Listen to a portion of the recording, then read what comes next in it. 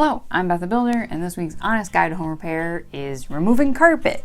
Alright, so I did a carpet reveal video because I did not know what was underneath the carpet, and obviously I wanted to check before I started just like ripping up big chunks of it.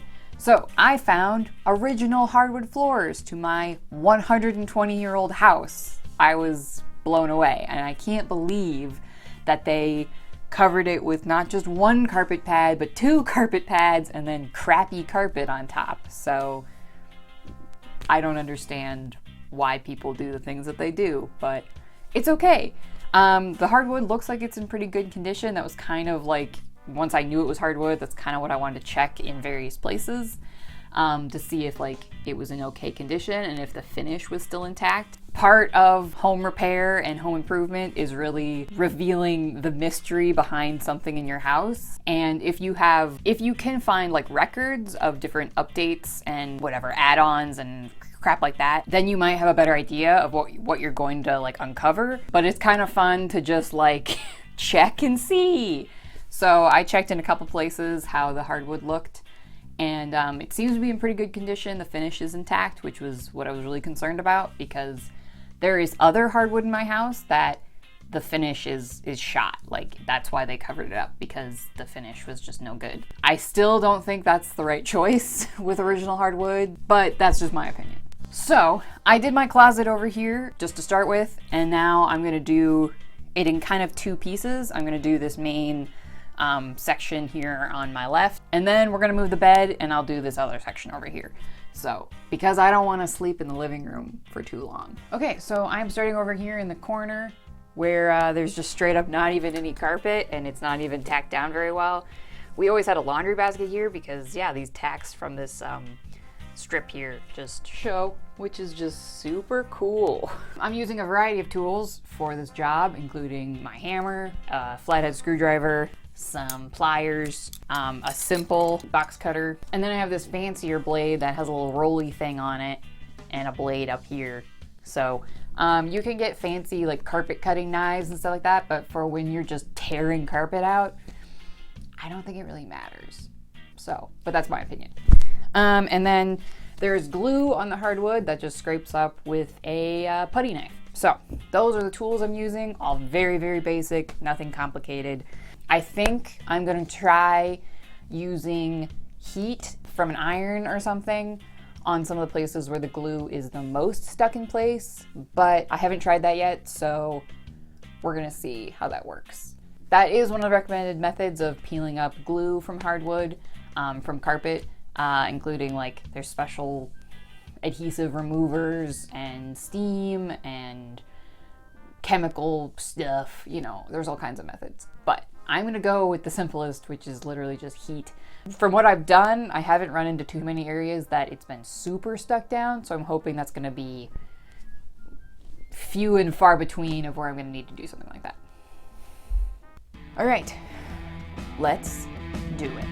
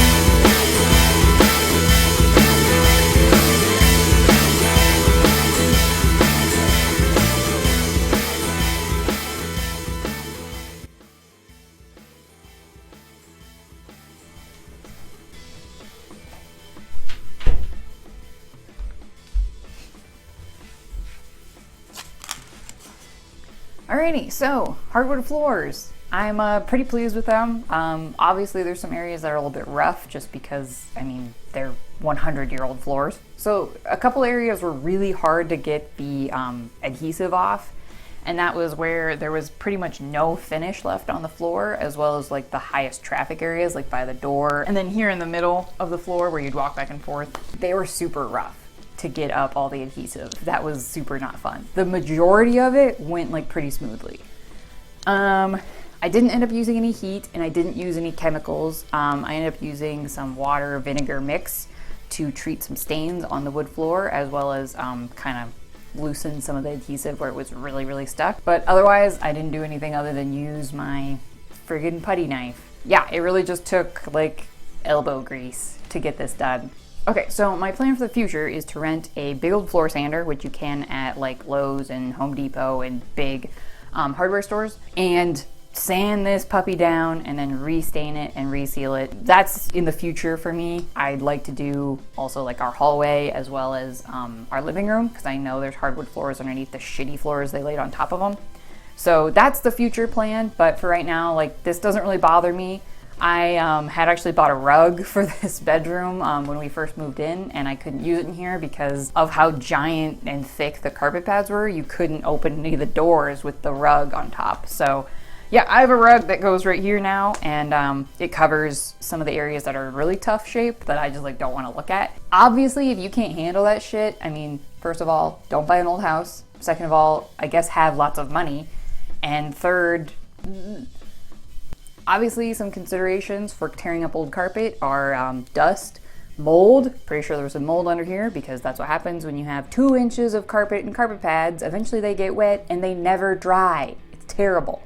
If you know the floors are in good condition and all you're doing is tearing it up, obviously you want to be careful of the finish and not like, you know, using anything too abrasive and too sharp on the floors with getting the carpet up. Obviously, if you're using knives to cut the carpet, you want to be aware of how deep you're cutting so you don't cut into the wood. I wasn't too crazy concerned because as I was pulling it up, I realized like it's in pretty tough shape. It's gonna need some TLC in the future for me, which I'm totally fine with. My house is old, and you know, obviously it'd be like almost too good to be true if the floors were in like mint condition, but so I'm pretty sure there's some kind of like paste wax or something sealing the floor or something, because when it was slightly damp when I was trying to get some of the adhesive up using my water vinegar mix, my putty knife was literally scraping up the finish on the floors. So that was also a thing, and that's why, yeah, I realized like, yeah, they're in rough condition. So I got a rug, it's okay. Over here, it's really, really rough. There's almost no stain or finish left on the floor. I don't know what that's about. Maybe somebody died there? I don't know. There's some curious stains on the floor, and I'm like, did somebody get shot?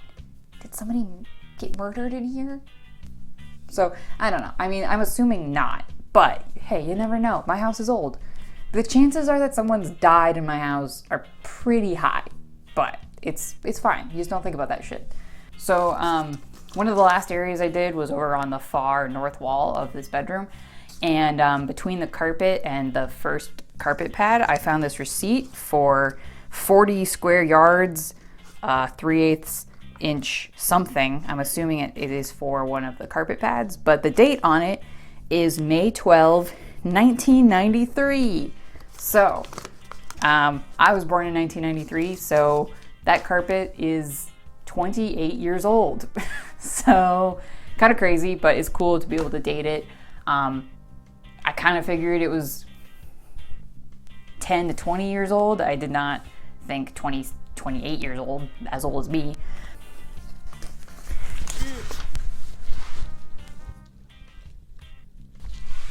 So that's kind of a cool thing that I found, that it actually like, I can actually officially date how old that carpet was. Yeah, 27 years old of crud and dust and shit like that. Pretty gross, you know?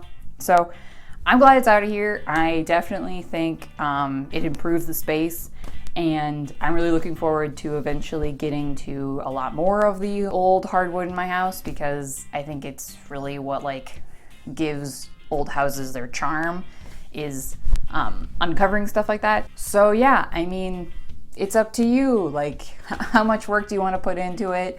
I'll probably never do any hand sanding a floor ever again. I did that to my porch. You can check that video out. It's way too much fucking work, okay? So yeah, I will end up refinishing all of this, and I think it'll make it look like fucking great. I think it'll be really satisfying. If you own an old house, here's my hot tip. Rugs. Get rugs. Cover up those weird floors. Problem solved. Or you can do this. Here it is, you know, just imagine this, but like all refinished and beautiful. Like how awesome that would be in this room. Obviously, it's a little bit rough right now. I mean, yeah, that's just the way old houses are. I really like having even the rough hardwood showing versus the gross old carpet. So yeah, if you like this, like it, share it with someone who might appreciate it or who really likes DIY stuff or who has an old home. And yeah, subscribe. I really appreciate all the people who are showing support and subscribing right now, and it really, really does mean a lot to me. And I don't know if you'll realize how much subscribing to someone's channel means to them until you have your own channel and you're trying to create content, but I genuinely really, really appreciate it. So thank you. I have new videos every Friday, and thanks for watching.